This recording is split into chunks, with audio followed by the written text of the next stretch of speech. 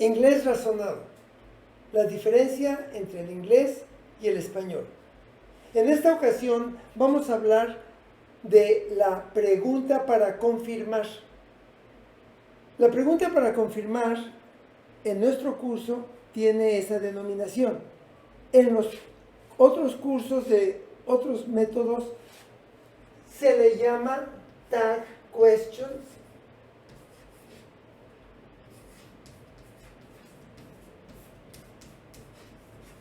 La palabra tag quiere decir etiqueta, esas etiquetas que se amarran. Entonces, tag question es una pregunta que se le amarró al enunciado. Algunos otros le llaman attached questions.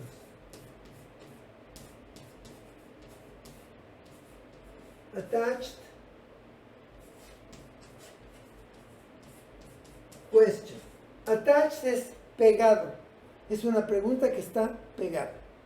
Aquí le vamos a llamar pregunta para confirmar. ¿Cómo se hace la pregunta para confirmar? Bueno, primero se tiene que declarar algo. Y luego eso que se declara se confirma. La pregunta está en la confirmación, no en la declaración. Vamos a poner un caso sencillo, fácil de entender. Vamos a decir, they can help us. ¿Qué dice ahí? Ellos pueden ayudarnos. Esto no es una pregunta. ¿Cómo haríamos que esto fuera pregunta? Pues se pone, el auxiliar se lo pongo antes del activador y queda, can they help us? ¿Pueden ellos ayudarnos? Y ya se hizo la pregunta. Si yo lo pongo así, si yo pongo can they help us, la contestación puede ser yes o no. Pero si yo quiero sugerir la respuesta, entonces lo hago con una pregunta para confirmar. Si yo quiero sugerir que la respuesta sea que no, entonces yo le pongo they can help us. Y aquí pongo, usando el mismo auxiliar de la declaración, con el mismo activador de la declaración, nada más que en forma interrogativa. Y si aquí está positivo, acá se pone negativo. Toda esa ingeniería se tiene que tomar en cuenta. Can't they es totalmente mecánico. Ellos pueden ayudarnos. ¿No pueden ellos? Sería la traducción. Pero nosotros en español acostumbramos decir, ¿verdad? ¿No es así? Entonces, esto se puede interpretar como, ellos pueden ayudarnos, ¿verdad? Ellos pueden ayudarnos, ¿no es así? Ellos pueden ayudarnos, ¿o no pueden? La interpretación que le demos es cualquiera que queramos. Pero esto es algo mecánico que se usa en inglés y que se usa en español para sugerir la respuesta. Si yo por el contrario quiero que me contesten que no, entonces en lugar de poner esto afirmativo lo pongo negativo. Le pongo they can't help us. Can they? La parte interrogativa nada más es esta, donde el activador se está haciendo interrogativo. Esto confirma la propuesta de que en inglés lo que es interrogativo es el activador, no el enunciado. Bueno, entonces ellos pueden ayudarnos, ¿verdad? Ellos no pueden ayudarnos, ¿verdad? No importa cómo lo interpretemos, tenemos que seguir las reglas para poder expresar la pregunta para confirmar. Esa es la pregunta para confirmar. ¿Cómo se hace? Con el mismo auxiliar del activador, con el mismo auxiliar de la declaración primera. La primera tiene que ser una declaración, tiene que ser afirmativa. Afirmativa positiva o afirmativa negativa. Pero no debe de estar en forma de pregunta. Debe de estar en forma donde el activador es afirmativo. Bueno, ahora, aquí empieza a haber complicaciones que tenemos que cuidar. Por ejemplo, si aquí en lugar de poner they, ponemos Mr.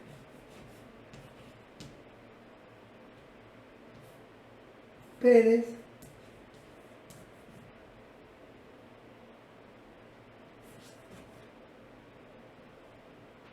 must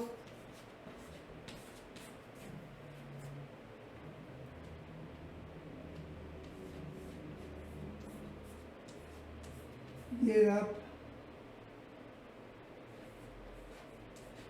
early. El señor Pérez debe levantarse temprano, ¿verdad? Aquí yo estoy sugiriendo que él debe levantarse temprano. Entonces, este Mr. Pérez lo voy a cambiar y poner he. Y este must pues es el auxiliar, nada más que se lo voy a poner antes de he. Y si aquí está positivo, acá va a estar negativo. Aquí ya no me cabe el espacio. Es bueno que los ejemplos no se dispersen, porque luego podemos pensar que es otra la situación. Voy a volver a escribirlo y lo voy a hacer de manera que quepa. Voy a poner Mr. Pérez must get up. ¿Cuál es la acción? Get. Esa es la acción. Acompañado de up se interpreta como levantarse. Si yo le pongo get acompañado de sick, es enfermarse. Si yo le pongo get acompañado de well, pues quiere decir aliviarse. O sea, según la combinación que yo haga de la acción con algún otro elemento, se va a poder hacer la expresión de alguna acción en particular.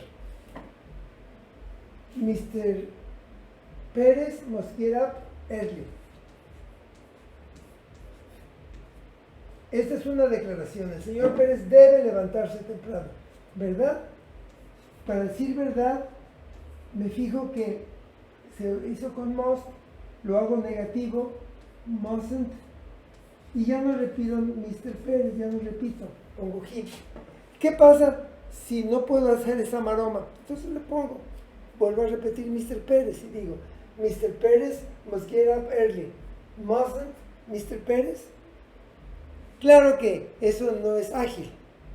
Debo de aprender a sustituir, y como se dice ahorita. Ahora, si yo quiero que la respuesta sea que no debe levantarse temprano, entonces le pongo Mr. Pérez mustn't o must not get up early. Must he? ¿Sí se dan cuenta? Bueno, entre abogados, en un juicio, no se permiten este tipo de preguntas, porque estas preguntas sugieren la respuesta. Entonces, las preguntas deben de ser directas para que se contesten con un sí o un no. Estas se está sugiriendo la respuesta. Bueno, vamos a seguir. Otro caso. Vamos a cambiar de auxiliar y vamos a poner con will. Vamos a poner.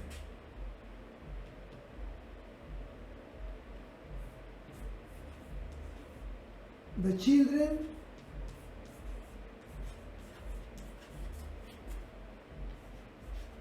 will have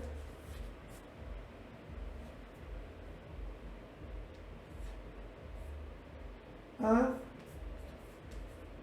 test.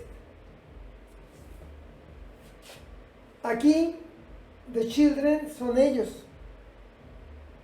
Entonces, children no termina en S, pero nosotros sabemos que children es niños, está en plural, niños o niñas.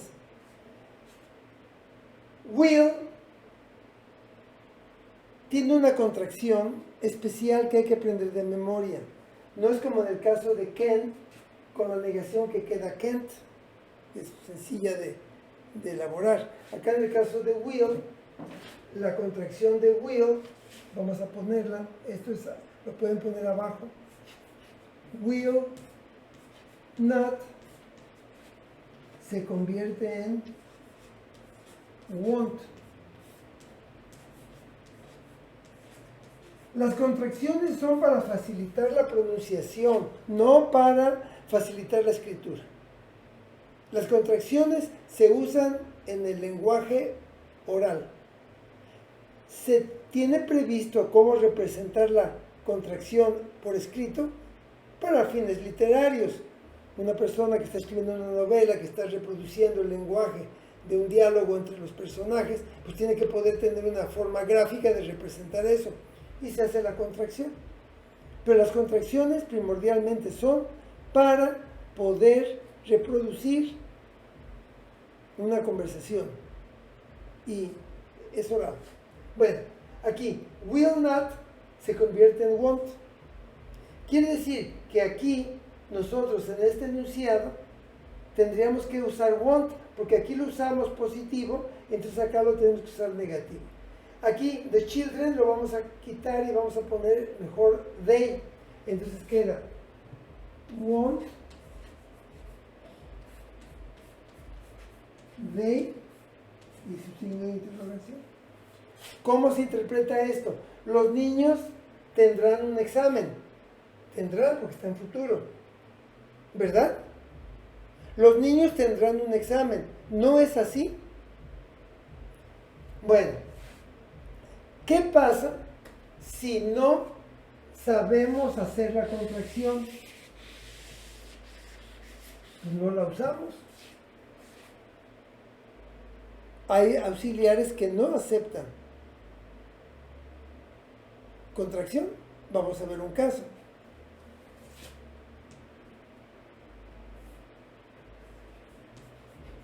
I am your teacher. ¿Qué dice aquí? Yo soy tu maestro. ¿Cómo le pongo verdad? Se sigue lo mismo. ¿Cuál es el activador? I. Entonces ese I va a aparecer allá. Aquí era Mr. Pérez y apareció he. Aquí era the children y apareció they. Porque son sustituibles. Pero para I no hay nada que me sustituya. Entonces, I se queda. Bueno. Igual que they se quedó. Bueno. Ahora, I am your teacher. Si aquí está positivo, allá debe de estar negativo. Y debe de estar interrogativo el activador. Entonces, am tiene que estar antes de I. Am. I. En este momento hay que adornar la palabra I para que se distinga de una L. Bueno, I am your teacher. Am I? Pero no hay contracción de am not. Entonces la negación se pone por separado. Am I not? Pero ¿por qué no se puso aquí? Porque la negación aparece en la contracción, porque la contracción se hace entre el auxiliar y la negación, porque acuérdense lo que les dije, las contracciones son para facilitar la pronunciación. Cuando yo tengo un auxiliar y la palabra not, tengo dos palabras chiquitas que si las pronuncio por separado hacen que el idioma suene golpeado, como que están enojados. Por eso se usan las contracciones, para evitar eso en lo más que se pueda. En español también hay contracciones, hay dos legales, dos contracciones legales, y hay muchas ilegales. ¿Para qué les cuento? ¿Para qué? Es una contracción ilegal. No se dice para qué, se dice para qué. Pero sí se puede decir, yo voy al cine, en lugar de decir, yo voy a el cine. Se puede decir, yo voy a el cine, pero se acostumbra la contracción, porque si yo digo, yo voy a el cine, suena golpeado. Si digo, yo voy al cine, se suaviza. El escritorio de el maestro. El escritorio de el maestro es nuevo. El escritorio del maestro es nuevo. suena mejor decir del maestro que decir de el maestro. Ahí son dos contracciones. A él, al. De él, del. Y ya, son las que se aceptan en español. Nomás les digo esto para que estén enterados. Nomás es una contracción, pero no se dice en español educado, no se dice nomás, se dice nada más. En alguna ocasión les he mencionado, el lenguaje es para comunicarse. Se permite que hagan lo mejor, su mejor esfuerzo. Pero si estamos en un salón de clase y estamos tratando de aprender inglés desde un ángulo académico, formal, pues entonces sí es bueno que aprendamos estos detalles. Si estuviéramos aprendiendo inglés en la calle, trabajando en una fábrica o trabajando en algún lugar, pues entonces no se puede exigir mucho. Vas a aprender lo que oyes que dicen los demás. Pero aquí en un salón de clase o recibiendo una clase, pues sí es conveniente que se haga el mejor esfuerzo. En eso estamos. Bueno, entonces, cuando hay contracción, se usa la contracción. Si no hay contracción, no se usa la contracción. Ahora, vamos a suponer que no quieren usar la contracción, porque no quieren. Bueno, entonces acá, en lugar de que diga mustn't he, se pone must he not, se pone el not del otro lado. Aquí, si no saben la contracción de will not, pues ponen will they not. No se queda del mismo lado. Porque la negación, aunque se contrae con el auxiliar, la negación no niega al auxiliar, ni niega al activador. La negación niega a la acción. Pero cuando se hace la respuesta para confirmar, no se menciona la acción. Pero si se mencionara, iría aquí, después. Bueno, ¿ya quedó eso? Ahora, con esto creo que podemos aventajar bastante. Ya pusimos un ejemplo donde el auxiliar es de los que se combina con todo activador y acción. Un ejemplo donde el auxiliar es de los que ya incluyen la acción. Ahora, ¿qué pasa con un ejemplo de un auxiliar que se omite? Voy a borrar esto para poder hacer esta presentación. Pero fíjense lo interesante.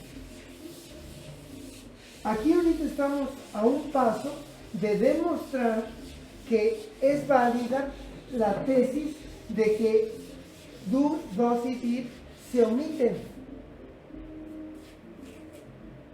Porque al hacer una idea para confirmar con uno de estos auxiliares, aparece. Fíjense.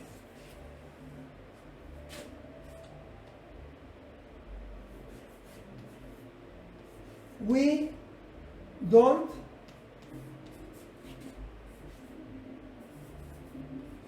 need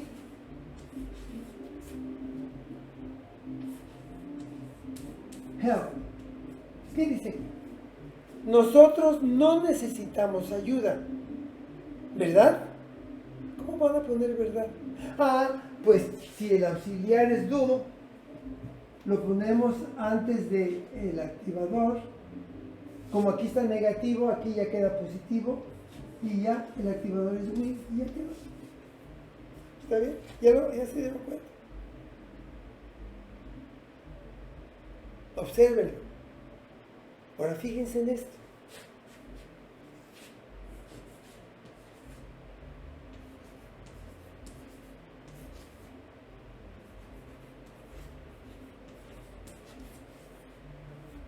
Aquí dice, nosotros no necesitamos ayuda, ¿verdad?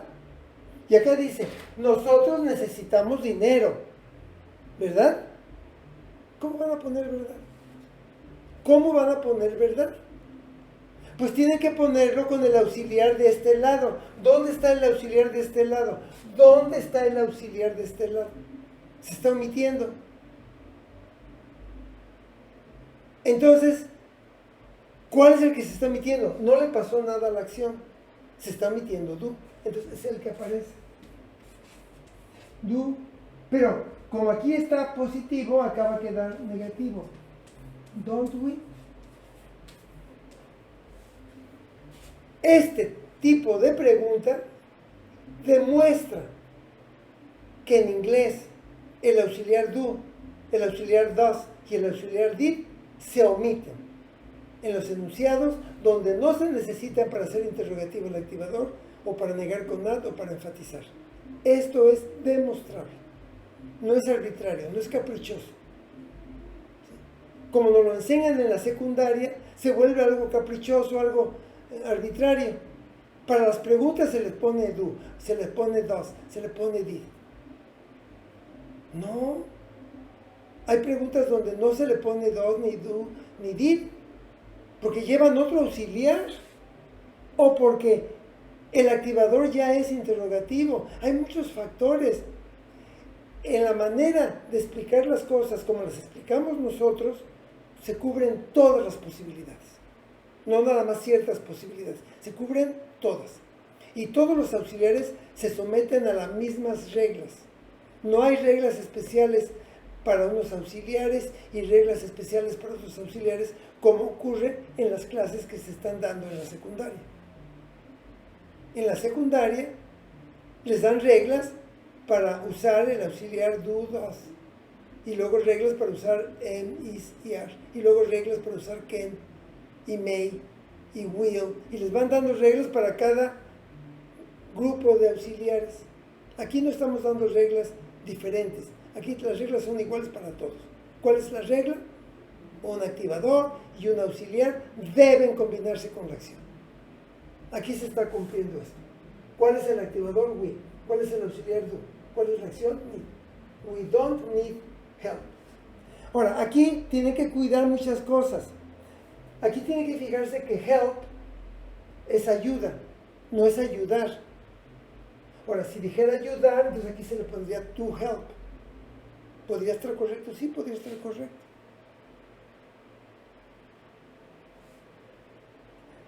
Acuérdense que hay muchas formas de decir lo mismo y hay muchas aplicaciones para una palabra. Bueno, entonces ya está eso. A ver, aquí viene otro ejemplo.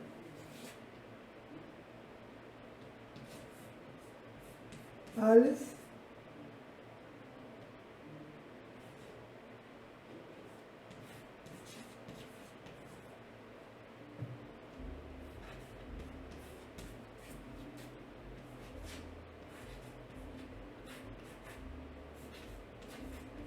¿qué dice aquí? Alice doesn't work here. ¿Cómo lo hago para confirmar? Alicia no trabaja aquí, ¿verdad? ¿Cómo le hago para que diga verdad? ¿Cómo le hago para que diga verdad? Pues me fijo en el auxiliar, se lo pongo antes del activador y si está negativo lo hago positivo. Does she y su signo de interrogación. Alice la sustituyo por she. Does se lo pongo antes de Alice para que Alice quede interrogativo. Aquí está negativo, acá lo pongo positivo. Otro ejemplo.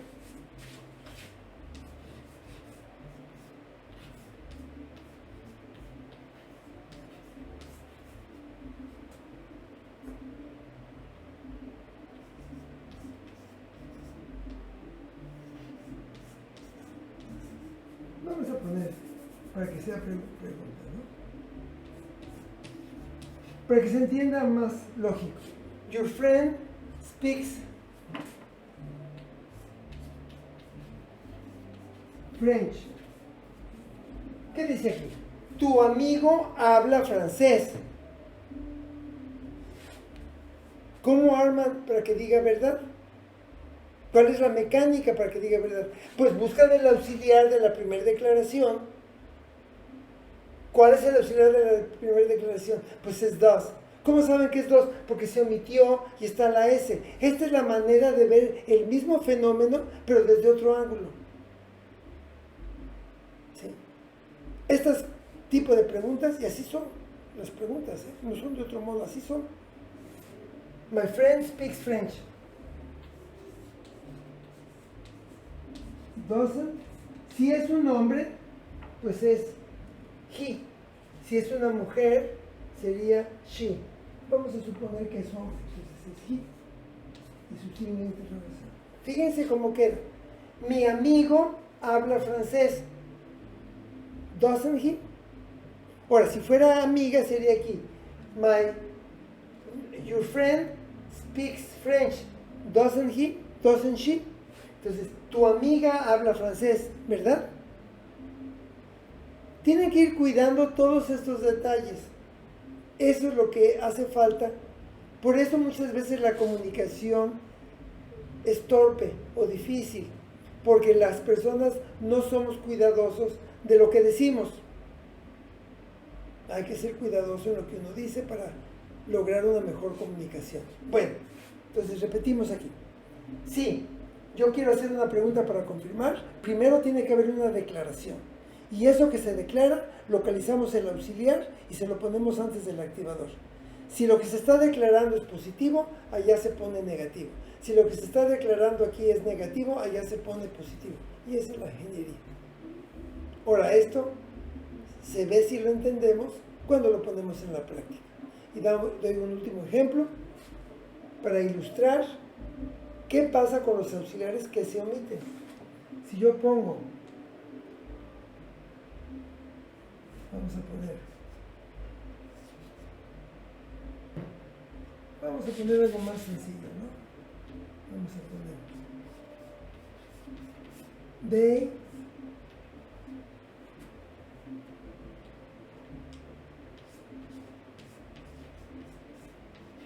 play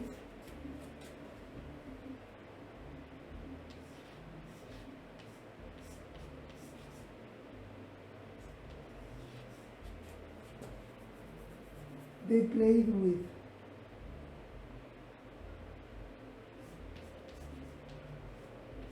their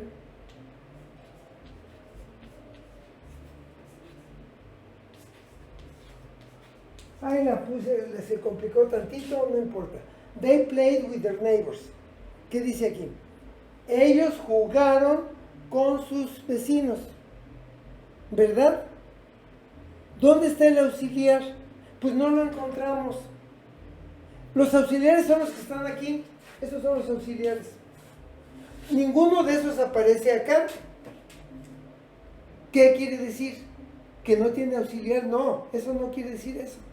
Porque la segunda regla para pensar en inglés dice que un activador y un auxiliar deben combinarse con la acción.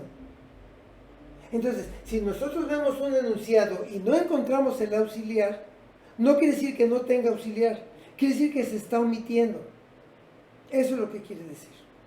Y los únicos que se pueden omitir son does, do y did. Así es de que, si buscamos el auxiliar y no lo vemos, es porque se está omitiendo. Aquí en este enunciado lo buscamos y lo vemos. Aquí lo buscamos y no lo vemos, se está omitiendo. ¿Cómo sabemos cuál se omitió? Nos fijamos qué le pasa a la acción. No le pasó nada, se omitió do. Buscamos el auxiliar, aquí está. Buscamos el auxiliar, no lo encontramos, pero vemos que a la acción se le agregó una S, se omitió dos. Buscamos el auxiliar, no lo encontramos, pero vemos que a la acción se le agregó ed o se le hizo algún otro cambio. Eso lo tenemos que aprender de memoria. Entonces hay que aprender cosas de memoria en inglés. Claro que hay que aprender, pero no es proporcionalmente, no es la cantidad de cosas que tenemos que aprender en español para poder hablar español. Estamos hablando de menos de la 10ª parte de las cosas que tenemos que aprender en español.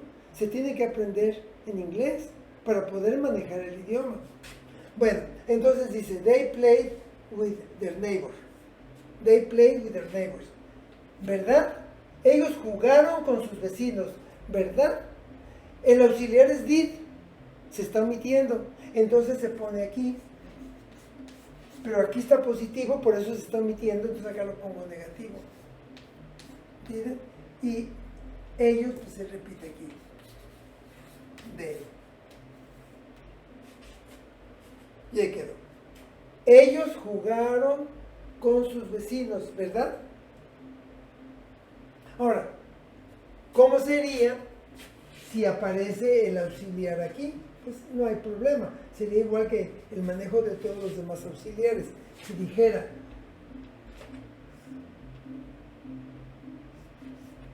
my neighbors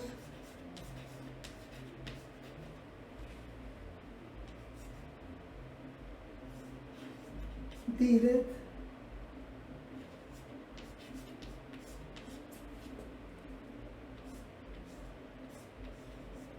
play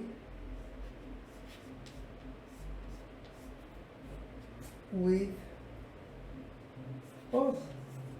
Aquí dice, mis vecinos no jugaron con nosotros. Aquí el auxiliar es did.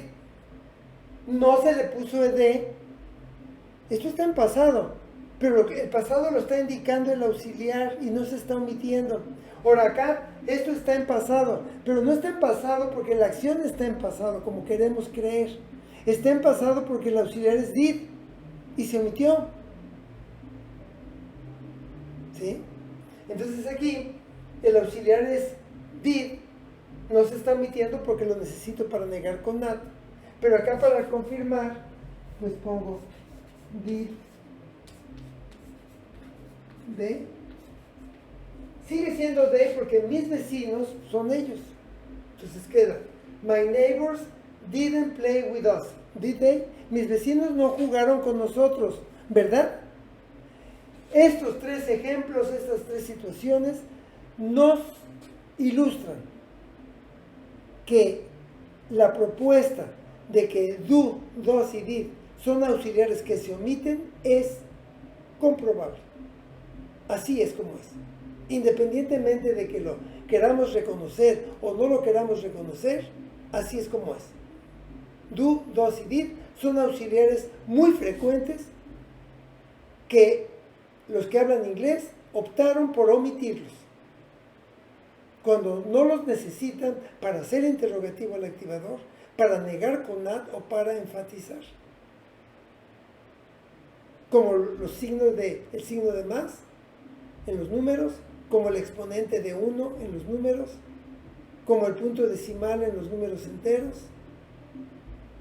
Si un número no lleva decimales, no se le pone el punto decimal. Si sí va a llevar decimales, entonces sí se le pone el punto, sino como lo distinguimos. Los números enteros son muy frecuentes, por eso no se opta por no ponerle el punto decimal. Acá, de todos los 26 conceptos auxiliares que hay, los más frecuentes son los del presente, do y does, y del pasado, did, que es el mismo auxiliar con diferentes variaciones, pero están hablando de lo mismo. Es un auxiliar que expresa presente o pasado sin incluir un significado, como will. Will es un magnífico auxiliar porque indica futuro, pero no aporta ningún significado. Eso es muy conveniente. ¿Cuál es la desventaja de can y de may y de must? Que pues indican presente, pero son problemáticos porque los puedes usar solamente que diga poder o que diga deber. La mayoría de los auxiliares tienen ese problema, pero do, does y did no tienen ese problema. Will no tiene ese problema. Would, el último, no tiene ese problema. Bueno, y con esto dejamos el tema.